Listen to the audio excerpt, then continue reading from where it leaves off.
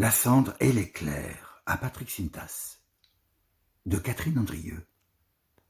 Un jour s'est levé sans lumière, et j'ai compris que mon corps était resté derrière moi, là-bas, à l'endroit du souffle raccourci. La terre n'a rien dit, elle m'a laissé passer avec ma fatigue en bandoulière.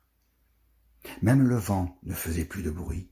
J'avançais comme une survivante d'un rêve trop réel, là où le cœur bat pour ne pas rompre ce fil entre l'absence et l'encore. Les arbres avaient perdu la mémoire et les chats me suivaient comme des ombres.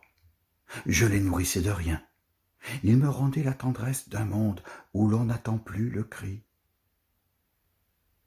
Le ciel s'était crevé dans une flaque, et les maisons gardaient la tête basse. Quelque chose, quelqu'un avait fumé le temps jusqu'au dernier mot.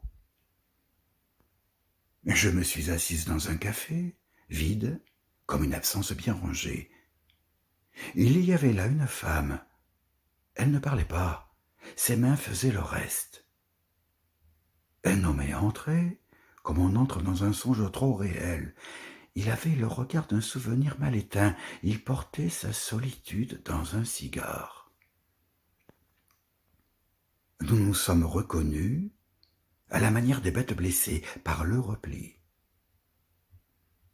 Je n'ai pas dit que j'allais mourir, mais j'ai bu, un peu, comme on goûte la braise avant la nuit.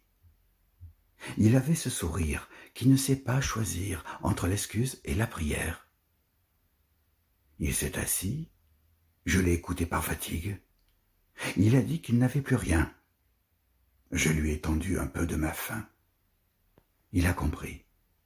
Il a dit « la folie ». Alors j'ai dit « oui » et j'ai accepté le cigare qu'il me tendait.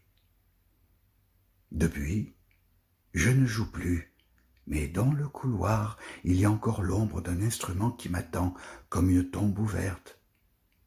Il faudra bien un jour rentrer dans la musique à nouveau, ou dans le feu.